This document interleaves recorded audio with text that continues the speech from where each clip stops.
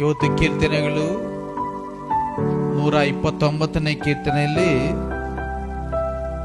2ನೇ ವಾಕ್ಯ ನಮಗೆ ಈ ರೀತಿಯಾಗಿ ಹೇಳ್ತಾ ಇದೆ. ಏನಂದ್ರೆ, ನಾವು ಯೌವನಾರಂಭ್ಯ ಎಷ್ಟೋ ಸಾರಿ ಬಾಧೆ ಹೊಂದಿದರೂ ಅವರು ನಮ್ಮನ್ನ ಜಯಿಸಲಿಲ್ಲ.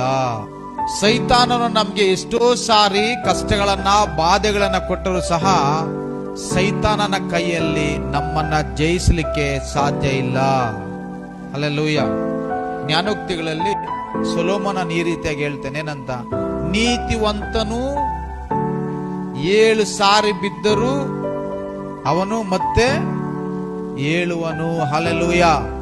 ನಾವು ದೇವರ ಪ್ರಿಯರಾಗಿ ದೇವರಿಗೆ ಭಯಭಕ್ತಿ ಉಳ್ಳವರಾಗಿ ನಾವು ನಡೆಯೋದಾದರೆ, ನಾವು ಎಷ್ಟು ಸಾರಿ ಬಾಧೆ ಹೊಂದಿದ್ರು, ಎಷ್ಟು ಸಾರಿ ಕಷ್ಟ ಬಂದ್ರು ನಾವು ಬಿದ್ದೋಗೋದಿಲ್ಲ. ದೇವರು ನಮ್ಮನ್ನ ಸ್ಥಿರವಾಗಿ ನಿಲ್ಲಿಸುವಂತ ದೇವರಾಗಿದ್ದಾರೆ. Hallelujah, hallelujah. ಕರ್ತನಲ್ಲಿರುವಂತಹ ಪ್ರೀತಿಯ ಸಹೋದರ ಸಹೋದರಿ, ನಮಗೆ ಒಂದು ನಿರೀಕ್ಷೆ ಇದು, ನಮ್ಮ ಒಂದು ದೃಢವಾದ ನಂಬಿಕೆ ಇದು. ನನ್ನ ದೇವರು ನನ್ನನ್ನ ಕೈ ಬಿಡೋದಿಲ್ಲ. ದೇವರು ಹೇಳ್ತಾರೆ, ನನ್ನ ಬಳಿಗೆ ಬರುವವರನ್ನ ನಾನು ಯಾವತ್ತೂ ತಳ್ಳಿ ಬಿಡುವುದೇ ಇಲ್ಲ. ಹಲ್ಲೆಲೂಯ.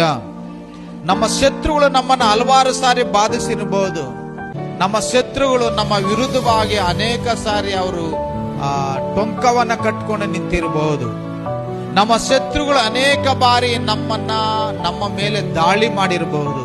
ಆದ್ರೆ ದೇವರು ಹೇಳ್ತಾರೆ, ಯುದ್ಧ ನನ್ನದು, ಜಯ ನಿಮ್ಮದು. ಆಮೇನ್. ನಿನ್ನ ವಿರುದ್ಧವಾಗಿ ಎಷ್ಟೇ ಶತ್ರುಗಳು ಬಂದ್ರು, ನಿನ್ನ ವಿರುದ್ಧವಾಗಿ ಎಷ್ಟೋ ವಿರೋಧಿಗಳು ಬಂದ್ರು ಸಹ ನಿನಗೆ ಏನು ಆಗೋದಿಲ್ಲ.